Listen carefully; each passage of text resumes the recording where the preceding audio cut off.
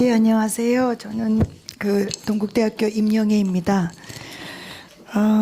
오늘 아주 흥미로운 학술 대회였습니다. 그동안 논란이 많았던 용문사, 상원사 종에 대한 발표자 간의 약간의 이견은 있지만 그래도 대체로 위작은 절대로 아니다. 근대 작품도 아니다. 그리고 최초의 우리나라 범종도 아니다. 그래서 대체로 지금 크게 두 가지로 모아져 있습니다. 그래서 11에서 12세기 정도 그 언저리에 제작한 범종이면 틀림없으나 다만 이게 고려종인지 일본종인지에 대한 이제 크게 두 가지 견해가 남아 있습니다. 그래서 이제 일본종이라면 왜 일본종을 우리나라에 들여왔는지, 과연 우리나라에 일본의 미술품을 들여온 예가 얼마나 있는지가 궁금하고, 또 만약에 고려종이라면 왜 고려시대에 특히 11, 12세기에 우리가 일본의 정에 영향을 받아야 했었는지, 그런 예가 또 있는지, 아무튼 여러 가지 궁금증이 많이 생기는데요. 아무튼 크게 두 가지 견해로 모아졌다는 점에서 큰 의미가 있다고 생각합니다. 그래서 우선 그 발표 순서에 따라서 이제 토론을 해주실 텐데요. 오늘 먼저 순서대로 이제 원보연 선생님의 그 발표에 대한 토론의 이야기를 들을 텐데, 토론자가 지금 세 분이 지정돼 있습니다. 그래서 권영남 선생님 같은 경우는 전공이 박학수 선생님과 전공이 같은 전공으로 토론을 해주시면 되는데, 지금 원보연, 이광배, 최흥천 선생님의 해당된 두 분의 선생님, 이분이 박상준 선생님이 계신데요. 그냥 자유롭게 이분이 박상준 선생님은 이렇게 원보연 선생님부터 순서대로 그냥 자유롭게 토론을 해주시면 좋겠습니다. 우선 원보연 선생님의 발표에 대해서 이분이 선생님께서 토론을 해주시면. 네. 네, 안녕하세요. 불교중앙박물관의 이분입니다. 예. 원보연 선생님은 원래 박사 학위를 근대의 범종에 관해서 쓰셨고요. 그래서 워낙 근대 범종을 아마 가장 많이 보시고 또 제작 기법도 이해를 하시고 계셔서 많은 도움이 됐다고 생각을 합니다. 근데 이제 어쨌든 원보연 선생님 발표의 요지는, 결론은 어쨌든 근대작이 아니라는 거에 좀 맞춰서 발표를 하신 것 같고요. 이제 저는 그렇게 이해를 했는데, 이제 선생님이 많이 근대의 그 범종을 보셨으니까, 혹시 근대는 대부분, 제 생각은 어쨌든 명문을 대부분 썼을 것 같다라는 생각이 들어요. 그래서 그 근대에 남아있는 그 범종 중에 명문이 있는 그 유무 관계하고 이 상원사 종과의 좀 비교를 좀 해주셨으면 좋겠고요. 또 하나는 양식뿐만 아니라 어쨌든 제작 기법 이런 거에 좀 능통하시니까 이제 근대작이 아니라고 이렇게 설명을 하신 거에 대한 가장 좀 확실한 증거, 이래서 절대로 이 종은 근대에 나올 수 없다라든지 이런 내용을 좀 정리하신 게 있으면 네, 말씀을 부탁드립니다. 네, 선생님 답을 해주십니다. 네. 제가 일단 그 명문에 대한 부분은 지금 상원사종에는 명문이 전혀 없는데요. 제가 앞서 보여드렸던 개교원명 종 같은 경우는 정토종에서 자기들이 어떤 이제 그 기념적인 종을 만들고 그랬을 때 명문에 아주 상세한 내용을 적었다는 것이 굉장히 중요한 건데요. 만약에 그래서 근대에 만들어졌다면 상원사종 또한 그 안에 정토종 동본원사로 가져가는 데 있어서의 중요한 내용들을 분명히 명문으로 새겼을 거라고 추정이 됩니다. 근데 여기에서 지금 명문을 새로 새기지도 않고, 또 종은 원래 만들어진 후에도 각자로 해가지고 추가 명문을 새기는 경우도 있는데, 그런 것도 하지 않았다는 점이 근대에 이 종이 어떤 의미가 있어서 만들어지거나 한 종은 아니라는 것에 이제 가장 중점을 두었고요. 그리고 근대종 대부분이 일본에서 주문 생산이 돼서 먼저 선 제작 후에 나중에 가져온 종들도 그 종에 놓을 경우, 그 사찰에 갖다 놓을 경우에는 그 사찰의 명문이라던가 몇 년도, 그리고 무엇을 기념해서 시주자가 누구며 이런 것들을 상세하게 밝히게 되어 있는데 지금 이 종에는 그런 내용들조차도 전혀 보이지 않고 있고 그리고 근대종에 만약에 이제 한국 사람이나 그런 장인들이 만들었다면 시기적으로 그때 한인 장인들이 활동하던 시기가 아니었고 장인들이 아예 부재 상태였던 시기가 1900 초부터 1920년까지이기 때문에 그런 점에서 지금 한국 장인이 새롭게 어떤 주문을 받아서 만들 수는 없었던 상황이라고 생각이 됩니다. 그리고 제가 발표에서도 언급했지만 1918년부터 대형 범종을 일본에서 만들어가지고 들어올 정도의 정토종은 힘이 있던 종파였고 그리고 국가의 그 대한제국의 아예 후원을 받아서 정토종의 그런 별원을 법당을 지을 정도로 굉장한 위력을 가지고 있었던 종교이기 때문에 그 사람들이 그때 만들 수 있는 환경이 됐었다면 1년이란 시간 동안 충분히 종을 만들 수 있는 시기이기 때문에 굳이 상원사라는 절에서 그 종을 그렇게 가져올 필요는 없었다. 그렇기 때문에 그때는 전체적으로 종을 일본에서 큰 종을 만들어서 가져올 상황도 안 됐고 또 우리나라에서 어떤 장인에 의해서 만들 수 있는 환경 조건이 안 됐다는 점에서 저는 근대에 제작된 종은 아니라고 생각을 합니다. 그리고 그래서 제가 마지막에 좀 더 열어놓고 생각한다면 이 종이 그때 상원사에서 온 종이 만약에 아니라면 그리고 18년 이후에 만들어졌다면 충분히 제작 가능한 종이긴 합니다. 하지만 지금 여러 기록에서 그리고 남산 본원사 소사에서 자기들이 이 종을 800원에 샀다는 것을 기록한 경우를 보면 그때 본인들이 돈을 주고 샀다는 당당한 그런 내용을 적었던 부분들을 보면 1908년에 이 종이 이쪽으로 온 거는 맞다는 생각이 듭니다. 그리고 지금 근대에 확실하게 만들어졌는지 안 만들어졌는지에 대한 가장 큰 부분은 제작기법에서도 또 논의가 되는 부분인데요.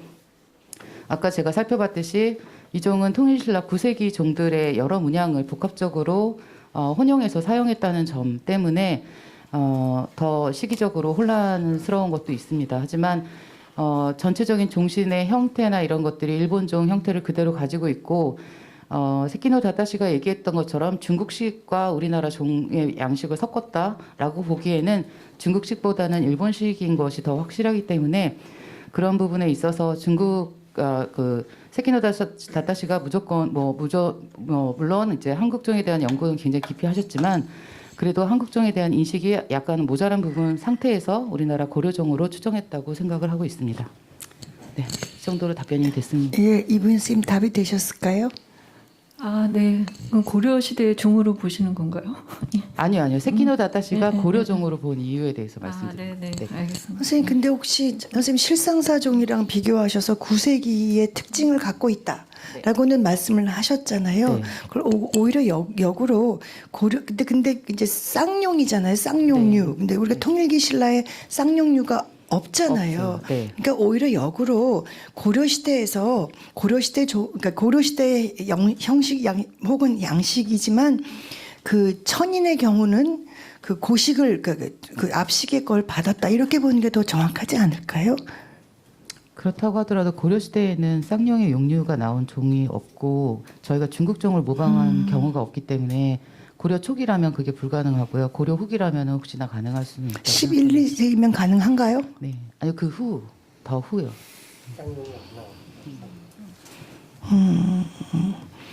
그러면 이광배 선생님께서 일단 아직 순서는 순서가 되시기도 했지만 그래도 그거와 관련해서 이광배 선생님은 일단 11세기, 12세기 고려가 가능하다고 말씀하셨으니까 그 건에 관해서는 한번 말씀을 해주시면 연계해서.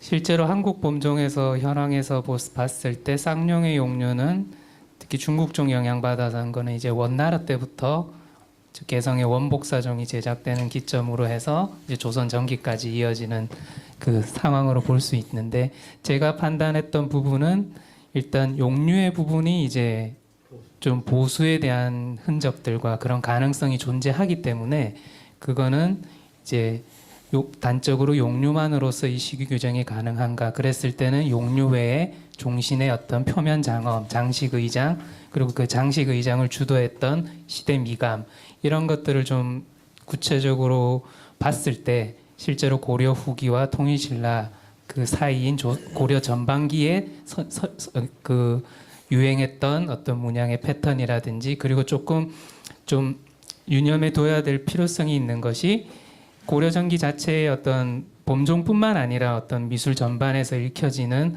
어떤 개방성, 그리고 그 전통을 모방으로 하는 또 새로운 어떤 모티브들의 창안, 이런 것들이 좀 활발했었기 때문에 아마도 그런 가능성이 있는 시기는 고려 전반기일 가능성이 높다라는 어떤 취지에서 발표를 진행했습니다. 그렇다면 고려 전기에도 얼마든지 그 실상사종과 유사한 천의는 가능하다는 말씀이시죠? 네. 네. 혹시 박상준 선생님 저기 혹시 원 선생님께 질문하실 건 따로 없으시면 네, 그러면 그 다음 본격적으로 우리 이광배 선생님의 발표에 대한 토론을 진행하도록 하겠습니다. 그래서 우선 먼저 박상준 선생님 먼저 토론을 해주시고 이분인 선생님 혹시 또 있으시면 일단 마이크를 넘기도록 하겠습니다. 예, 방금 소개받은 불교문화재연구소 박상준입니다. 아까 여러분 발표 굉장히 다양한 관점에서 말씀 잘 들었고요. 그리고 최영천 교수님께서 이제 범종 조사와 관련해서 말씀하셨는데, 그때 98년도에 그 파주 보강사에 조사 갈 때 최영천 교수님이랑 저도 가서 그걸 처음 보았습니다. 그래서 그 당시에는 아니 절에 그 범종 바깥에 있는데 뭘 이거를 그 총무원, 제가 그 당시에는 총무원 문화부에 근무를 했는데 이거 왜 연락해서 이렇게 그렇게까지 할 필요가 있는가라고 생각했는데, 막상 가서 보니까 이제 아까 최 교수님께서 발표하신 거의 내용에 이제 일본 학자랑 가다 보니까 보통 조사하시는 게 아니더라고요. 보니까 종 하나를 한 한두 시간을 뜯어보시고 안에 들어가시고 해서 아 그래서 그런가 보구나. 그때는 좀 저도 이쪽 일한 지가 처음이어서 그런데 아마 두 분께서 굉장히 열정적으로 조사하시던 좀 기억이 납니다. 예, 그리고 좀 이광배 선생님께 좀 질문을 드리겠는데요. 선생님께서 발표하신 걸 제가 그냥 이해하자면 고려시대에 제작된 일본 양식의 영향이 많은 작품이다라고 이제 말씀을 하신 것 같은데, 그렇다면 이제 고려 전기에 해당되는 시기로 이제 시기를 대충 정해 주셨고, 그러면 이게 좀 그와 관련돼서 당시에 그런 교류와 관련된 기록이나 아니면 이 범종이 아니어도 좀 다른 주로 이제 금속 공예나 이쪽이면 더 좋겠죠. 이제 그런 좀 이 범종 이 상원사 범종에서 나타나는 그런 영향관계를 좀 유추할 수 있는 기록이나 다른 사례가 있는지 그 부분에 대해서 좀 말씀해 주시면 감사하겠습니다.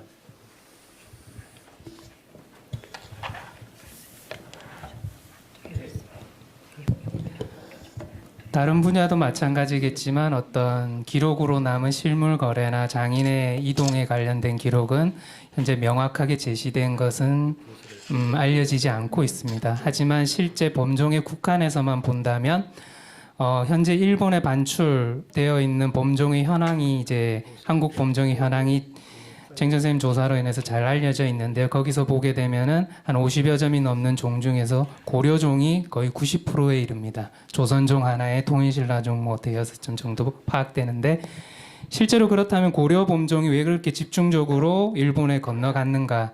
결국 어떤 실제 건너갔던 이유가 어찌 됐든 정치적인 목적이었던 어떤 왜구들의 어떤 약탈이었던 고려 시대에 집중된다는 것은 실제 실물이 건너갔고 건너갈 수 있는 교섭의 어떤 교통로라든지 그 수요층들이 반드시 존재했다는 것을 의미하는 것 같습니다.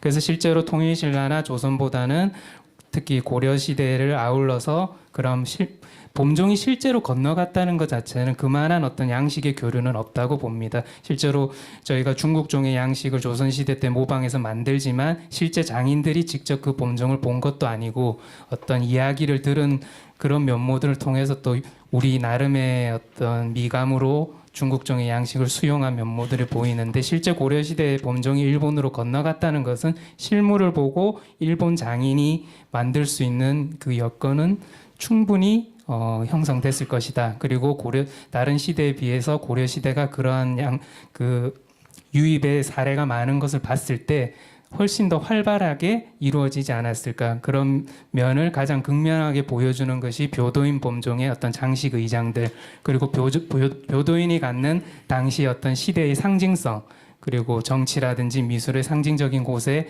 만들어진 범종은 그냥 녹록하게 만들어진 게 아니라 어떤 말씀드렸듯이 최고의 장인, 그리고 가장 어떤 전폭적인 지원들, 이런 것들을 했을 때 좀 상징성을 갖지 않느냐. 그런 몇 가지 포인트들이 있기 때문에 그런 교섭 관계는 분명히 존재했고, 그 시기에 가장 활발했고, 그것을 사례를 볼 수 있는 것이 묘도인종이고, 그 교섭 관계 영향하에 있는 것이 상원사종도 포함되지 않는가라는 의견입니다. 예, 박사님 답이 되셨나요? 근데 우리가 아는 교섭이라고 하는 건 주고 받는 것이잖아요.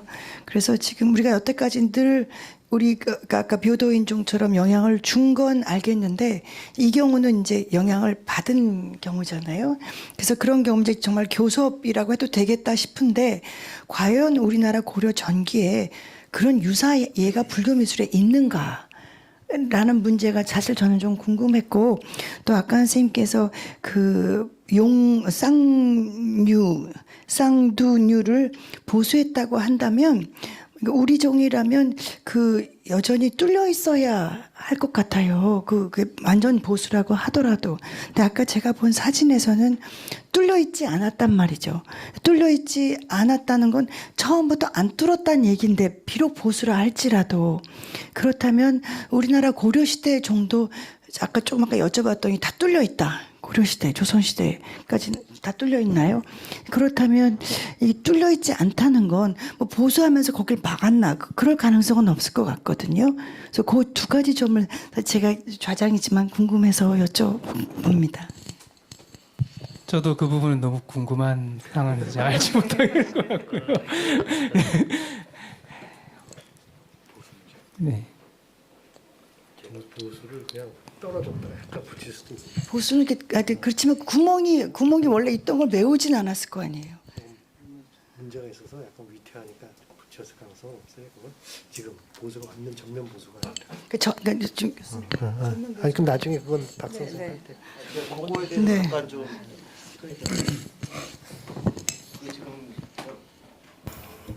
네, 국립고궁박물관 권영래입니다.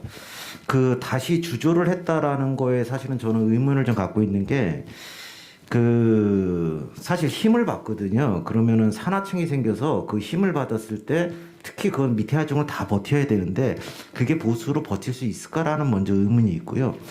또 하나는 그 아까 종이를 넣었을 때 거기까지 들어간다. 사실은 거기까지가 원래 주조하려는 목적이었다 그러면 사실은 들어갈 가능성은 충분히 있습니다. 왜냐하면 표면에 이영제처럼 다른 물질이 있을 때 그 밑에 부분과 붙지 못하고 그 위층으로 이제 흘러내릴 가능성이 있어서, 그런 면에서는 안에 음통 흔적이라든가 이런 것들이 없고, 그리고 안에서 봤을 때 다시 주조했을 땐 고려시대 같은 경우에 실제로 다시 그 주조가 제대로 안 됐을 때 다시 하는 거 보면 흔적들이 다 남아 있거든요. 아무리 갈아도. 그랬을 때는 보수라기보다는 주조 결함에 의해서 용탕이 흘러나오면서 나온 것이 아닌 건가라는 게 더 타당할 것 같아서, 사실은 제가 질문할 때 그 질문을 한번 드리려고 했었습니다. 왜냐하면 산하층 생기면 사실은 그 큰 무게를 버티기가 좀 어렵지 않을까라는 좀 생각 때문에 그렇습니다. 아이고 감사합니다.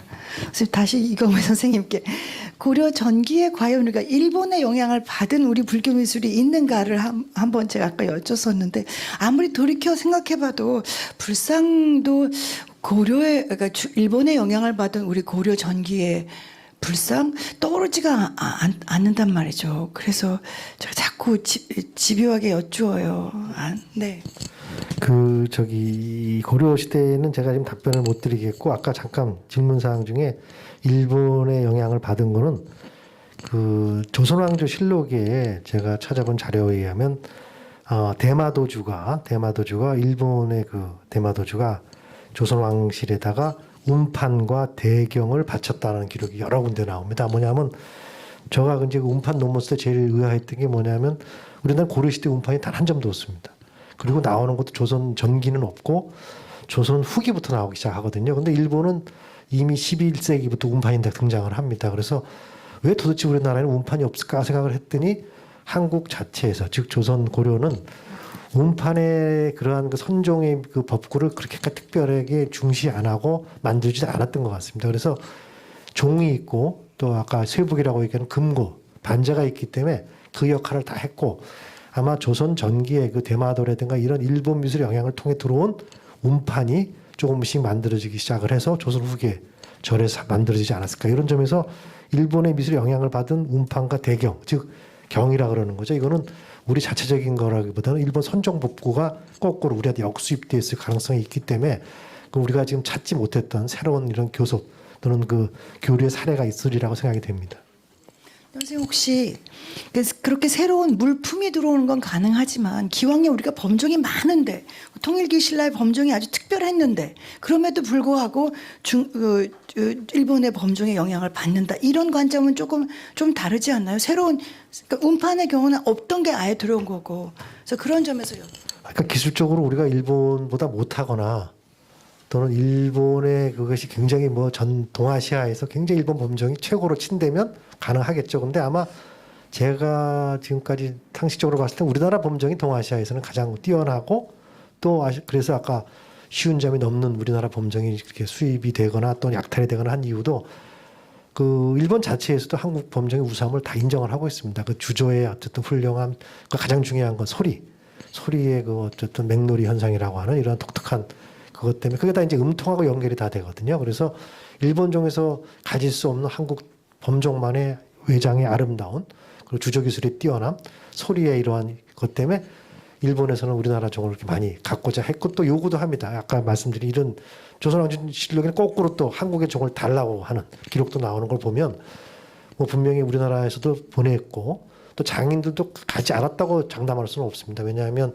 조선 통신사랑을 보게 되면 별 사람들이 다 가거든요. 그러니까 그러한 기술적인 요소가 분명히 갔으리라 생각이 되는데 제가 뭐 고려다 아니다 이렇게 얘기 드리는 것보다는 어쨌든 고려 시대에도 가능성은 있습니다만 아까 얘기한 대로 이렇게 신뢰를 들자면 조선 시대가 오히려 더 가능성이 높지 않을까라는 생각을 해보기도 합니다.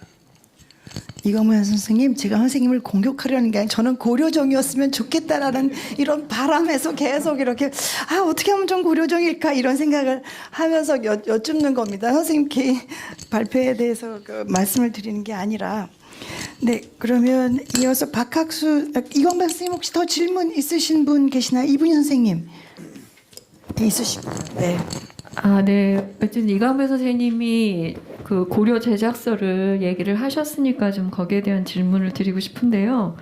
어쨌든 이제 뭐 전체적인 종의 기형이나 이런 거는 뭐 일본 종과 그 유사하다라는 거는 거의 뭐 다 공통된 사항인 것 같고요. 그 고려 종으로 보시는 이유가 어쨌든 거기에 그 주학 천인상의 모습을 9세기 그런 저희 통일신라 시대의 범종하고 좀 비교를 하시고, 그리고 어쨌든 뭐 여백이든 그런 미를 고려적인 그런 그 특징으로 좀 보신 것 같아요. 근데 이 일본종의 형식에서 모티브를 이제 어디서 따서 그걸 이제 모방하느냐, 이 문제는 사실 되게 좀 복잡한 문제일 것 같아요. 그러니까 양식이 이렇게 쭉 진행이 돼서 고시대 양식을 딱 이렇게 채용을 하는 건지, 아니면 진짜 하한은 있지만 이전에 어떤 것들을 좀 그 선호도에 따라서 이렇게 선택을 할 수 있는 그런 여지가 있기 때문에 조금 복잡한 문제인 것 같습니다. 그래서 뭐 다른 분들하고 다르게 고려서를 이렇게 얘기를 하셨으니까 그거에 대해서 좀 얘기를 해주실 게 있으시면 부탁드립니다. 좀 번외의 얘기지만 이 장소 자체가 제게는 좀 의미가 있는 것이 이곳이 10년 전에 황소영 선생님 돌아가셨을 때 49제를 했던 곳입니다. 그때 10년 전에 여기 와서 또 그 명복을 빌어드렸고, 이제 그 후에 10년이 지나서 그 선생님의 의견에 좀 반대면 반대된다는 의견을 펼치고 있고요. 실제로 황소영 선생님이 그 지정 해제 당시 62년도니까 지금 제 나이와 똑같은 나이입니다. 그런 지정 해제를 하셨고 제가 그 나이에 지금 또 이 작품에 대해서 진작일 가능성에 또 반대 의견을 냈습니다. 그 와중에 또 정전 쌤의 의견에 대해서 또 좀 다른 의견을 펼치니 상황이 참 좀 난감해지고 있는데요.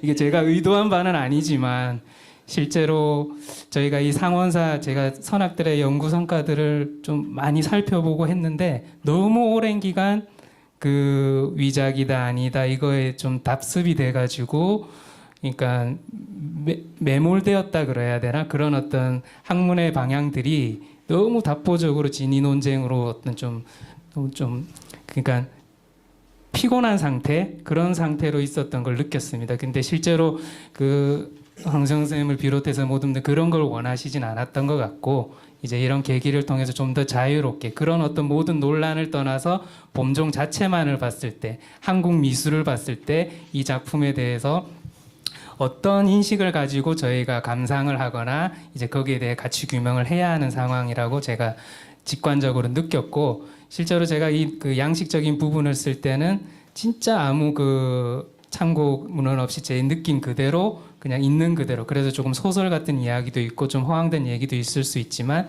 실제 말씀하셨듯이 자기 나라 미술은 자기 나라 사람이 제일 잘 보고 제일 잘 쓴다는 의미가 있듯이 제가 봤을 때 이 종은 일본에서 일본 사람들이 만든 그 미감이 아니라 어떻게든 조금이라도 한국적인 미감이 가미돼 있고 그러한 정신에 의해서 표현된 범종이 좀 더 가능성이 높지 않을까 했습니다. 결국 가장 큰 핵심은 상대, 하대, 영곽대, 당좌가 동일한 문양 패턴으로 통일성을 이룬다는 것입니다. 그것은 한국 범종의 어떤 표면적으로 드러나는 용류나 음통, 한 마리의 용류, 음통 같은 어떤 직관적인 요소도 있지만 미학적으로 봤을 때 그러한 어떤 밸런스들은 종을 전체적으로 봤을 때 평안하게 느껴지는 거거든요. 저희가 범종을 봤을 때 좀 이질적이고 불안감이 있는 것은 다른 나라 종을 봤을 때의 느낌이고 한국 사람이 한국 전통정을 봤을 땐 편안함을 느끼게 되는데 그 편안함의 근거는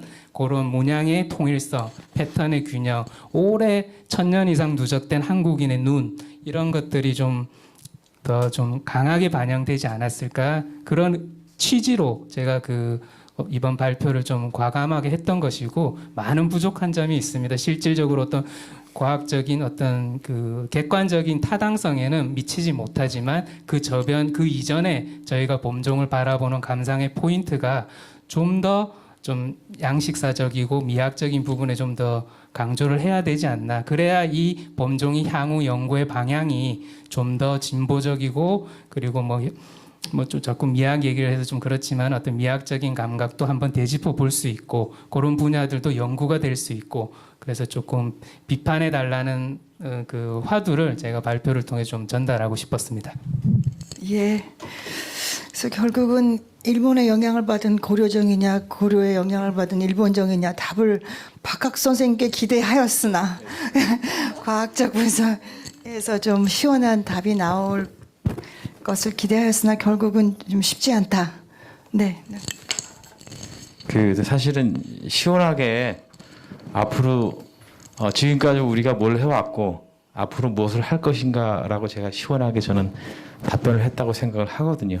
기존의 한계가 무엇이고 해결할 수 있는 문제가 있고 또 용류 문제는 사실은 제가 10월 9일을 또 한 번 방문한 게 이게 어떻게 주조가 됐는지를 잘 저도 사진을 몇 번 찍어왔지만 해결이 안 돼서 또 한 번 방문했는데 그 주조 당시에 그 입이 만약에 그 천판에 붙는 구조라면 이거는 보주가 맞고요. 왜냐하면 입 밑에까지 공간이 뜰 수는 없거든요. 거푸집이 부상하면 입 밑에까지 종이가 들어갈 수 없고요. 만약에 입이 떠 있는 구조라면 이제 그렇게 될 수 있죠. 주조 과정에. 근데 제가 보기에 도상 쭉 봤을 때 입이 붙어 있는 구조이기 때문에 그건 아마 추가적으로 거푸집을 따로 만들어서 주조를 했는데 아마 떴기 때문에 입 밑에까지 공간이 생기지 않았을까 생각을 합니다. 그리고 그 앞으로 그 뭐 여러 과제가 있긴 한데 이게 그 전반적인 청동기 연구에도 다 이게 파급이 되는 연구들이거든요. 그래서 좀 앞으로도 좀 계속 연구가 진행됐으면 좋겠습니다. 네. 제가 사실 발표를 너무 잘하셔가지고 뭐 정리를 잘하셔서 뭐 질문은 따로 드리기가 좀 애매한 상황이고요. 그 과학적 분석은 사실은 명확한 게 있고 한계도 명확합니다. 그래서 과학자들은 무조건 OX를 얘기한다는 것은 사실은 잘못된 것입니다. 몇 년 전에 그 방가사일상 국립중앙박물관에서 그 보고서를 냈는데 그 뒤에 일본 분이 이제 보고서 한 거 중에 그 한국 거는 주석이 한 8, 9% 들어가 있고 일본 거는 안 들어가 있다. 그래서 지금 일본에 현재 있는 것이 한국산일 가능성이 있다라고 얘기를 했습니다. 근데 삼자는 어떻게 받아들이냐면 그러면 그건 한국 거네. 그러면 또 무슨 문제가 생기냐면 한국에서 순동이 나오면 그건 일본 게 됩니다.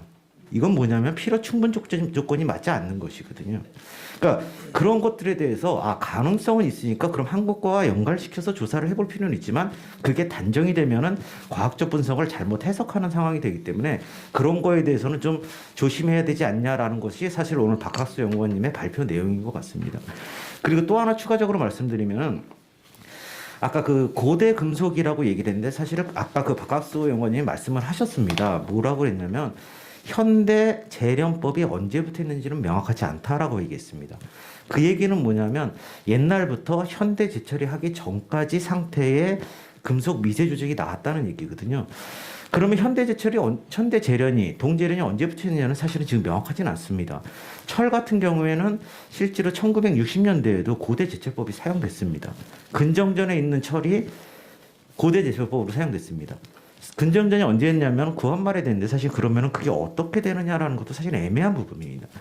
그러면 고대 제철법이 언제까지 이어졌느냐가 사실은 먼저 규명이 돼야 됩니다. 물론 이게 굉장히 범위가 넓습니다.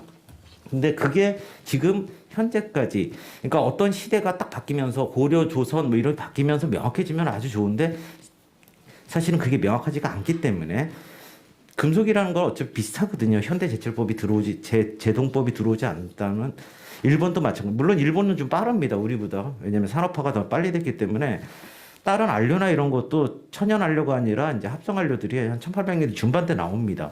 사실 그걸 우리나라도 거의 비슷한 시기에 나와서 그 차이는 별로 없긴 하지만 어쨌거나 근대화는 일본이 더 빨리 됐기 때문에 가능성은 있습니다.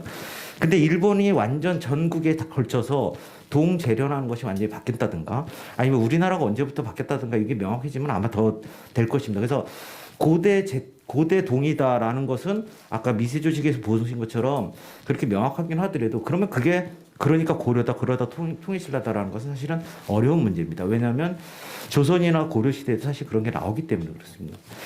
예, 그리고 또 한 가지 말씀드리면은 아까 그래서 말씀드린 게 이제 S가 황이 나오는 그 문제고요. 그리고 동위원소의 문제가 뭐냐면 지금 사실은 많이 그 데이터는 많이 갖고 있습니다. 그리고 국립문화재연구소에서도 사실 굉장히 많은 데이터를 했는데 그 데이터 범위가 굉장히 넓습니다.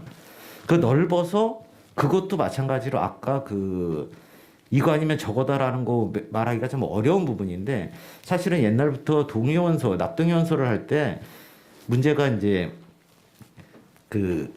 납이 사용할 때 이제 다시 사용하는 거. 왜냐하면 고철을 다시 모아서 사용한다든가 이런 문제들이 있고 그다음에 원 데이터가 어떻게 되냐 문제도 좀 있습니다. 지금 사실 납동위원소를 많이 하는 이유가 뭐냐면 아까 박학수 선생님이 설명을 드렸는데 그거를 정확하게 이해하실지 모르겠지만 동위원소가 4개가 있는데 퍼센트가 그렇게 큰 차이가 안 납니다. 근데 아까 좋은 말씀하셨는데 동이나 주석 같은 경우에 아마 후대에 엄청난 가속기가 발견이 되면은 그 동위원소가 어떤 거 99%고 1%가 있는데 그거를 분리해서 한다든가 이런 과정이 생기면 모르겠는데 지금 납동위원소를 그래서 많이 하는 이유가 뭐냐면 종류가 4개나 되고 퍼센트가 비슷하기 때문에 그렇습니다. 아까 40몇 % 이렇게 나오는데 이제 그런 것들이 후대에 더 많은 데이터가 생기고 더 훌륭한 분석 방법이 나오고 그 다음에 유물에 대한 분석도 더 많아지고 그 다음에 각 지역별로 구분할 수 있는 명확한 것 예를 들어서 우리나라와 일본이 명확하다는 것 이런 것들이 알려지면은 아마 좀 더 좋은 데이터가 나올 것 같습니다. 실제로 일본에서도 지금 나무나 이런 데서 추출되는 그런 성분이 지역별로 어떤 차이가 있다 이런 것들을 연구를 하고 있습니다. 그래서 우리도 그런 기초 자료들이 확보되면은 아마 더 좋은 유물에 대한 더 명확한 지금보다는 좀 더 명확한 그런 결과가 나오지 않을까 생각합니다. 예, 이상입니다. 혹시 박 선생님 더 해주신 말씀 없습니까? 예, 그러면 이제 마지막 최웅천 교수님 발표에 대해서 토론을 두 분 중에 어느 분이 해주시겠습니까? 예. 저는 이제 범종이나 이런 부분에 대해서는 잘 모르기 때문에 오늘 그냥 여러분들 발표하신 거 보고서 좀 드는 건데, 일본종 쪽이랑 많이 비교를 해주셨는데, 또 한편으로는 중국 남방 쪽에 있는 종들과도 비교를 두 분 다 특히 최영정 교수님도 많이 해주셨는데, 기본적인 형태라든가 이런 부분들도 뭐 제가 보기에는 그 연관성이 좀 있다는 생각도 좀 들어서, 만일 일본종을 배제시켜 놓고 본다면 이 두 가지의 좀 연결고리의 어떤 이런 가능성 속에서 뭐 제가 하는 분야도 어떻게 보면 이게 도저히 설명 안 되는데 툭 떨어진 것 같은 이게 중국 거 영향관계도 애매하고, 그렇다고 우리나라 거 완전치도 않고 한데도, 물론 그런 것 중에 다행히 기록이 있어서 우리나라 게 확실한 경우들이 나타나는데, 양식이라든지 교류사 쪽으로 설명이 약간 애매한 것들도 좀 있는데, 약간 요 중국과의 연관성을 조금 더 비중을 높여서 봤을 때 중국 것과 지금 일본 것과의 어떤 그 중간 포지션으로서의 가능성은 없는지 그거 하나 여쭙고 싶고요. 또 하나는 오늘 이 학술 세미나가 물론 학술적인 연구도 중요하지만 결국 이제 용문사 상원사 종에 대한 가치를 재정립하는 목적도 큰 거라고 생각을 좀 하는데요. 그래서 이제 근데 이런 가치를 좀 올바르게 좀 정립하려 그러면, 근데 그 사이에 너무 많은 일이 있어가지고 참 주지선을 비롯해서 이제 주변에 있는 사람들도 이게 굉장히 이 종에 대해서 관심이 많은데, 근데 좀 좋은 것, 뭐 중요한 것을 부각시키는 것도 있지만 제가 보기에는 우선 이 상원사정에 관련된 여러 가지 문제점들을 하나씩 제거하는 것들이 하나씩 제거하면서 이 가치를 좀 부각시켜줘야 되지 않을까, 이런 생각이 좀 우선 듭니다. 뭐 예를 들면 위작이라든가 이런 부분이라든가 이제 이게 잘못 알려졌던 그 부분을 오히려 하나씩 좀 제거하고, 설사 국적인 문제가 있더라도 아까 말씀하셨듯이 전두사 철종 같은 경우에 보물로 여전히 지정이 돼 있고 이런 문제가 있어서 이제 이 용문사 그 상원사 종이 올바르게 가치를 좀 정립하려면 어떤 식으로 좀 가야 되는 건지도 굉장히 중요한 문제인 것 같아서 이 세미나를 전체 주최하시고 앞으로 하시는 입장에서 이러한 과정이나 방법에 대해서도 좀 여쭙고 싶습니다. 답변. 그 이분희 선생님은 질문 없으세요? 그냥 몰아서 한꺼번에 그냥. 네? 저는 질문은 없고요. 제가 그 불교중앙박물관으로 이제 2010년에 1월에 근무하게 됐는데, 그때 제일 먼저 했던 일이, 이제 그때는 조계사 소유였고 저희 박물관에 위탁된 이 종인데, 봤을 때 굉장히 좀 아름다웠어요. 여러 논란이 있지만 조형적으로 되게 우수하다고 생각을 했고, 그리고 이제 그 용문사 상원사 측에서 이제 반환을 요구하셔서 제가 이제 그 서류를 만들었습니다. 예. 그래서 종단의 그 총무원장 선생님을 비롯한 분들이 이제 회의를 하셔가지고 결국은 이제 돌려줘라 이렇게 돼서 그 상원사로 이혼을 했던 그게 이제 생각이 나고요. 아마 저희 박물관에 있었으면 뭐 이런 노력들이 사실은 되게 안 됐을 것 같아요. 그래서 어쨌든 그래도 상원사 에서 잊지 않으시고 그거에 대한 좀 노력을 계속 하신 덕분에 뭐 이런 자리가 이렇게 마련됐다는 거에 대해서 제가 처음에 굉장히 반대했습니다. 박물관 입장에서 상원사로 가는 거에 대해서는. 근데 지금은 잘했다는 생각이 듭니다. 예. 네, 어쨌든 그런 여러 가지 인연들이 모여서 아마 이 자리에 발표, 토론 아마 이렇게 참석을 하신 것 같아서 이 학회를 주관하고 이 세미나를 준비한 저 입장에서 상당히 기쁘게 생각이 되는데, 제가 뭐 학문적인 입장에서 아까도 잠깐 발표 때 처음 말씀드린 이유가 조금 이렇게 어느 한쪽 의견에 너무 쏠리는 이런 경향을 좀 없애고, 그동안에 사실은 아까 말씀드린 대로 이 종에 대한 너무 그 가치 판단에 대한 것은 유보한 채 진위 문제 뭐에 대해서 너무 집중을 했기 때문에 그렇게 조교사에도 뭐 제대로 걸린 것도 아니고 저 창고 뒤에다가 제가 처박힌 걸 봤고요.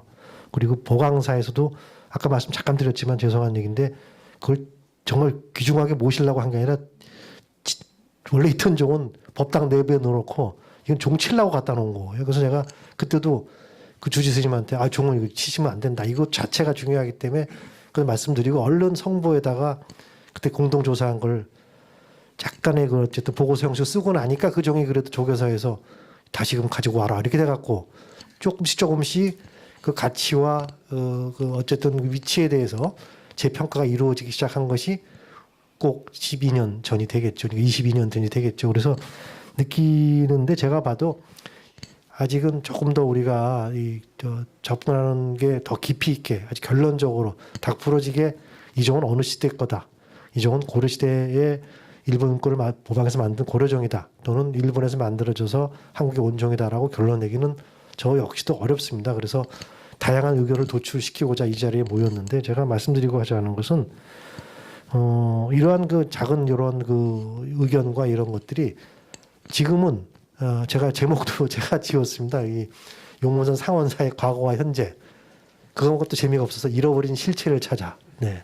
약간 좀 스토리라인을 좀 구성을 했는데, 왜 실체가 이렇게 규명이 되지 않고, 물론 용문산 상원사 입장에서는 이거 과거에 우리 그 절에 있던 종이고 어떤 이유인지 몰라도 전전 근거하고 돌아다니다가 드디어 자기 본향으로 본 집으로 돌아왔으니까 얼마나 기쁘고 또 이렇게 그 하겠습니다만, 그렇게 이제 하다 보니까 여러 가지 이제 많은 학회 세미나에 이제 이 종에 대한 게 왔는데, 제가 솔직히 말씀드리면 그때 이제 성원장 스님이 2012년인가요? 그때 할 때 제가 발표에 참여를 안 했습니다. 그 이유는 이미 결론을 도출해서 시작된 발표이기 때문에, 뭐 저하고 상의했던 도정만 박사는 한 번도 거기에 대한 자문을 받지 않았어요. 하다못해 우리하고의 어쨌든 범정학회에서 뭐 주관을 했던 어쨌든 그냥 본인들이 발표가, 아마 그 선원장 기억하실 거지만 나영영 교수님이라고 서울대 공학 박사님이 굉장히 그 막 흥분하시고 막 했던 기억이 나는데, 왜 그러냐? 나영영 박사님 입장에도 자기도 50년 가까이 범정을 공부하신 분이고 또 했는데, 아니 이렇게 하루아침에 이 종을 뭐 황 선생의 그거를 다 이렇게 무시해버리고 통실화적으로 만드는 게 올바른가라는, 뭐라 그럴까, 이런 그거에 대한 것이 먼저 앞섰던 게 사실입니다. 그래서 저 역시도 저도 이제 현재도 아직도 범정학회 회원이고 또 오랫동안 황 선생 밑에서 또는 많은 분들한테 종에 대해서 공부를 하고 이 자리까지 왔습니다만, 우리 후학들은 어쨌든 아까 말씀하신 대로 잘못된 거에 대해 하나 둘씩 가지를 쳐나가는 그런 방향으로 위작이라는 거에서 이제 자유롭게 이 용문산 상원사종을 탈출시키고, 그리고 이 종이 갖고 있는 가치는 과연 뭔가. 제가 봐도 분명히 말씀드렸지만 정말 종이 아름다운 종입니다. 왜 일본 종이라서 가치가 없고 일본 종을 모방했대서 가치가 없던 건 전혀 아니라는 얘기죠. 그리고 그 시기가 20세기 초도 아닌 무려 지금으로부터 800년, 8세기 전에 만들어진 종이라면 그 자체는 충분히 문화적 가치가 차고 넘친다는 얘기죠. 아니, 전등사종 그거 전등사 주지심 안 계시지만, 예? 그거 사실 보물에서 해제돼야 돼요, 원래로 하면. 근데 그 이유가 아니지 않습니까? 1097년에 그것도 나름대로 남송 시대에 만들어진 아름다운 종이고, 그것이 전등사에 걸려 있다고 전혀 잘못된 게 아니에요. 우리가 뜯어온 게 아니잖아요. 그리고 돌려줄 필요도 없죠. 우리가 갖고 온 게 아닌데. 그러니까 전등사에서 이 숭명사종을 보물로 잘 관리하고 계시면서 또 중국 종이지만 한국화된 그런 또 하나의 문화재가 되는 것처럼, 이 용문산 상원사 종도 그 국적을 떠나서, 가치를 떠나서 용문산 상원사가 주인이고, 용문산 상원사가 잘 관리하시고 이 종의 가치를 충분히 알린다면 이것은 또 다른 동아시아의 범정 교류사, 범정 연구에서 빼놓을 수 없는 귀중한 문화유산이라는 얘기죠. 그래서 제가 죄송합니다. 뭐 답변이 아니라 뭐 결론 비슷하게 말씀을 드렸는데, 그렇게 하지 않고 이것에 대해서 조금 논란이 뭐 12세기냐 13세기냐 고려냐 일본이냐 이런 상황이 중요한 것이 아니라 그동안에 잘못되었던 이러한 아주 그 왜곡된 것은 가시라도 하나씩 두씩 쳐나가는, 아까 우리 잠깐 토론자가 말씀하셨지만 그 단계에 와 있고, 제가 잠깐 이렇게 보다 보니까 저 뒤에 그 사진이 하나 붙어 있는데 지은원에 있는 500나원도입니다. 제가 그걸 말씀 왜 드리냐면 2003년에 춘천박물관 관장할 때 저 유물을 지은원에 직접 빌려왔어요. 근데 그 빌려온 이유가 저 불화가 고려 불화나 중국 불화나 아직도 논란이 있습니다. 그래서 우리나라에 빌려놓고 전시를 했더니 고려로 바뀌었습니다. 저게. 그래서 이 국적 문제는 우리가 앞으로도 얼마든지 더 서로 논의하고 풀어야 될 과제이기 때문에 지금 이 자리에서 모든 국적이 딱 뭐 호적 등본을 띄우는 것도 아니고 왜 다 이렇게 무슨 아까 우리 그 박학수 연구관도 말씀하셨지만 좀 실망을 많이 했습니다. 뭔 얘기가 결론이 없고 맨날 왔다 갔다 하다가 그걸 앞으로 계속 연구해야 된다. 그 얘기는 나도 해요. 얼마든지.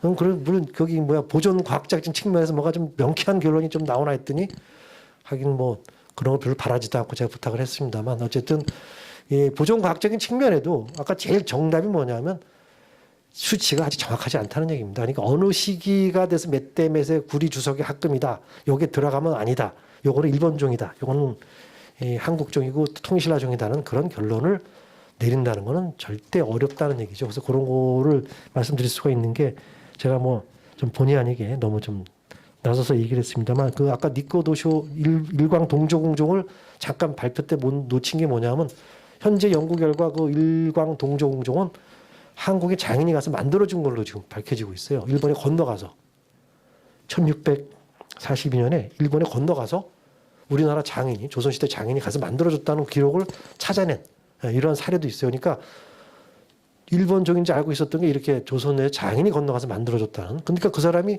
갔으니까 아무리 뭐 여러 가지 재료를 갖고 가더라도 일본의 공법을 따랐던 겁니다. 그러니까 문양이나 이런 거는 한국식을 하지만 전체적인 외형은 일본종을 따르고 이런 사례가 계속 나오고 있거든요. 그래서 이건 앞으로 우리가 얼마든지 또 검토해 가다면 이 상원사, 용문산 상원사의 종은 충분한 그 가치와 그 재평가가 이루어지리라고 생각을 합니다. 예, 1시부터 장시간 앉아 계신 청중분 가운데 이거 꼭 너무 궁금하다 하는 게 있으면 여기 앉아 계신 발표자님들께 질문을 해주시면 좋겠습니다. 혹시 질문 있으신가요? 네. 네.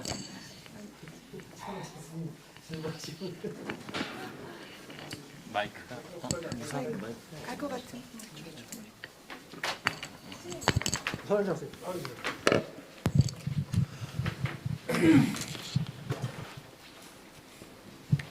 오늘 그 연구하고 발표해 주시고 토론해 주신 여러분께 감사의 말씀을 드립니다.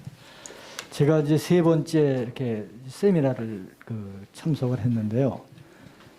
그러다 보니까 저도 그 뭐 준준 전문가가 되지 않나 이렇게 싶은 생각이 들 정도로 그 여러 다양한 이야기를 지금 들어왔습니다. 그래서 앞으로 지금은 아직까지는 미비하지만 그 토론하신 걸 보니까 더 그 확실한 그 연구가 되어질 것이라고 이렇게 기대가 좀 많이 되고요. 제가 이제 궁금한 것 우선 하나 말씀을 드리면은 우리 그 최웅천 교수님 그 일본에서 그 공부를 하셨는데 그 1939년에 이 종이 보물, 즉 우리나라로 말하면 국보가 됐는데요. 그 영향이 세키노 타다시인가 하는 그분의 영향에 의해서 정 박사의 영향에 의해서 이렇게 됐다는데 그분이 어떤 분이고 그리고 그 어떤 가치가 있길래 그 보물로 이렇게 지정을 하게 됐는지 그것 좀 듣고 싶습니다. 그 잠깐 아까 제가 발표 때 조금만 언급을 했습니다. 세키노 타다시는 고고학하고 건축학 쪽이 전공이시고요. 근데 많은 이제 그 책도 쓰시고 연구 논문이 있습니다만 이 조선 미술 아까 얘기했죠. 그런 데 관심이 많으셔갖고 원래는 전공은 건축 쪽입니다. 건축학인데 그 고대 건축사. 그런데 이제 아마 이런 데 다니면서 이제 진화라고 하는 이런 중국 미술에 대해서 이것저것 논문을 쓰시면 아마 이 종에 대해서 일찌감치 좀 관심을 가졌던 것 같아요. 그래서 그걸 제일 먼저 소개하시고 처음에 논문을 쓰신 분이 세키노 다다시.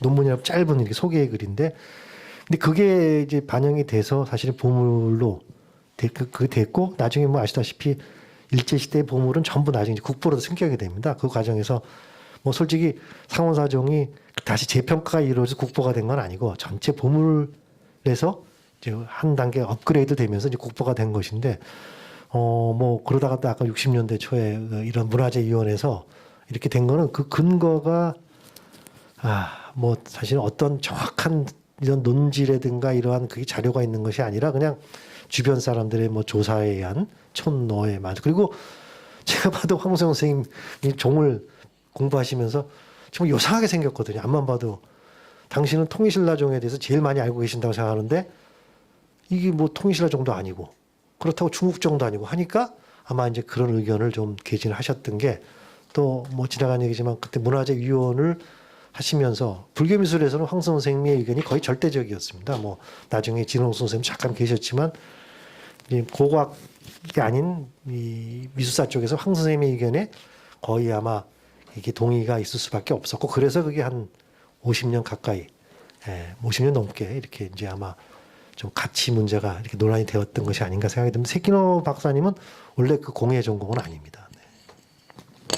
그런데 저기 그 아까 저 우리 박 거사가 질문한 것 중에서 중국 종하고 이렇게 비교 연결했으면 좋겠다고 했는데 우리 그 이능화 그 선생의 저 조선 불교 통사에 보면은 그분은 평안하기를 이 우리 그 상원사종은 그 조선풍과 중국풍이 그 절충된 그러한 그 귀중한 종이다 이렇게 평가를 했는데 거기에 대해서도 한번 연구를 해봐 주셨으면 좋을 것 같고요. 그리고 제가 아까 그 종 보관 문제를 말씀하셨는데 저희가 사실상 그 이거를 노력해서 저기 좀 뭐 하다못해 보물이라도 되면은 이제 새로 군수가 이게 종각을 지어주기로 했어요. 그래서 이제 가건물을 지었습니다. 그 가건물은 지금까지 이렇게 있는데요. 저희가 봐도 처음에 왔을 때의 모습과 지금 모습이 약간 다릅니다. 그 비바람을 맞고 그래서 그런지. 그래서 보관하는 방법을 좀 알려주시면 우리가 잘 보관하도록 하겠습니다. 그리고 종은 안 치고요. 1년에 한 번 초파일날 그 약하게 10번을 치고 있습니다. 저기 선원장 스님 지금 문제가 아까 잠깐 얘기는 했지만 요 위에 용류의 고리가 사가서 거기 이제 중량을 전체를 건드고 있는데 만약에 이제 치시는 것도 좋은데 밑에다가 뭘 보조 받침대를 대서 하중이 조금 이렇게 바로 고리에 분산되지 않도록 하는 게 아마 현재는 제일 시급한 문제가 아닌가. 왜냐하면 아까 국보 일본의 상공신사정도 원래는 걸어놨었어요. 저희들이 가서 워낙 거기가 약해져 갖고 잘못하면 그냥 뚝 부러집니다. 그래서 그런 문제가 좀 있긴 하니까 그런 거는 아마 조금 다른 처리도 그렇습니다만 그거는 먼저 제1회 때 오셔서 네네. 저 치지 않았으면 좋겠다. 그래서 그 홀은 초파일날 하루 딱 칩니다. 아니 그게 아니라 밑에 이 종구 비보를 띄지 말고 거기다가 밑에 받침대 같은 걸 놔서 궤목을 놔서 종이 좀 이렇게 하중을 좀 견딜 수 있도록. 안 그러면 이 고리 부분이 떨어질 수도 있고 부러질 수도 있고 여기에 아까 그 보수됐다고 알려진 그 부분이 들려 올라갈 수도 있기 때문에 그건 제일 좀 심각한 문제라고 생각이 됩니다. 맞죠? 예, 제가 가서 여쭤봤더니 종은 안 치신다고 하더라고요. 또 천판 균열도 많고 해서 안 치는 게 맞고요. 근데 제가 놀란 게 산에서는 눈이 그렇게 수평으로 오더라고요. 아마 비도 제가 원래 장마철에 여름에 한번 가려고 그랬는데 올해 하도 비가 많이 와서 못 갔는데요. 아마 비도 수평으로 올 것 같아요. 산에는.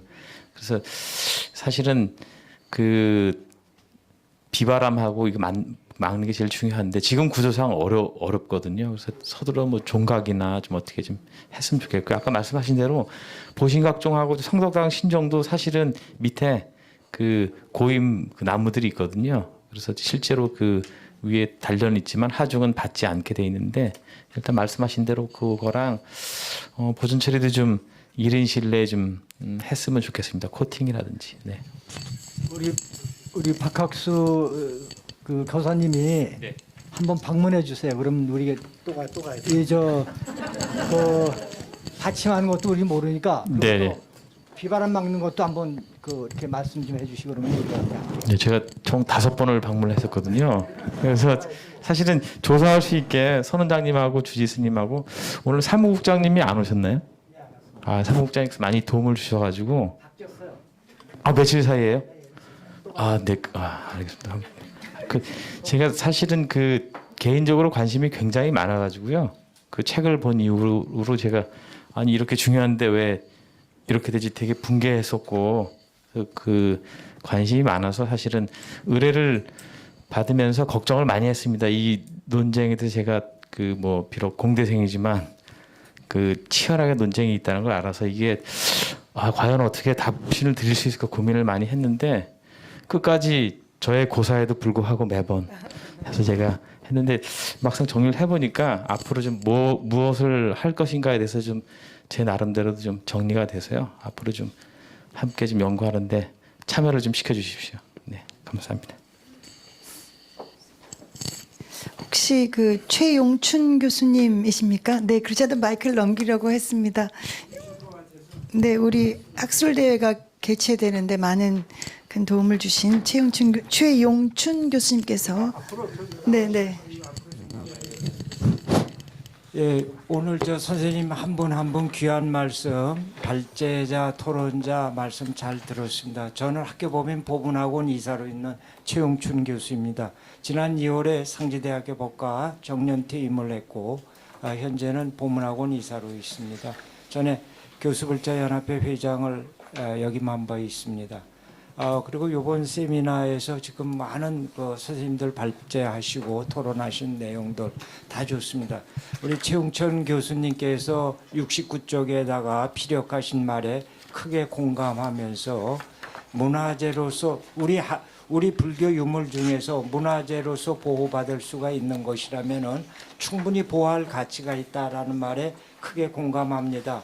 그래서 아까 용주사의 종이 통일 신라시대 것으로 간주돼서 국보로 승급했다고 그랬는데 그거에 조금 적한 것을 지적하셨는데 띄려고 그러지 마시고 자꾸 붙여주세요. 불자로서 이것도 잘 됐고 이것도 잘 됐다 이렇게 하듯이 붙여주시고 우리나라 문화재가 한국 불교 문화재 아닌 것이 있습니까? 그렇게 말해도 과언이 아니지 않습니까? 그래서 전 불자의 입장에서 문화재로서 보호받을 가치가 있다. 또 오랜 지금 1000년이 되어오는 그런 시간 속에서 뭐 과거에 뭐 일본 것을 모방했다, 무엇을 뭐 모방했다 이거보다도 그렇게 돼 있으면 그건 그 자체로서 가치가 있는 거 아니냐. 저는 법학을 전공을 했습니다. 만일에 살인을 범하지 않은 사람이 지난번에 얼마 전에 몇십 년간 그 교도소에 있었다는 것이 신문 보도가 났습니다. 다른 진범이 몇십 년이 지난 다음에 잡혔어요. 우리 상원사의 종도 지금 억울한 점이 많이 있을 거예요. 자기가 말을 표현해서 못해서 그렇지. 그래서 우리 불자들이 또 우리 선생님들이 파이오니어가 되셔서 우리 그런 불교 유물들을 하나씩 더 발굴해내고 지적해서 보완해주는 그런 역할을 징검다리 역할을 학문적으로 그런 교량 역할을 해주시기를 간곡히 부탁드리면서 말씀에 가름하겠습니다. 고맙습니다. 감사합니다. 이것으로서 우리 종합토론을 마치고 일단 사회자님께 마이크를 넘기겠지만 선 원장 스님 말씀을.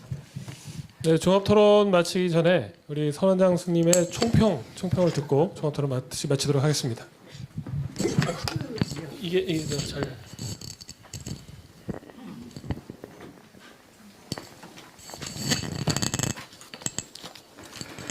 네, 고맙습니다. 최웅천 교수님한테 첫째 고마움을 그렇게 표하고요. 최웅천 교수님이 이 관심을 안 가졌으면은 이런 것도 저희들이 하고 싶어도 할 수가 없는 입장이었어요. 그래서 이제 우리 최용춘 교수님한테 부탁을 하고 등해서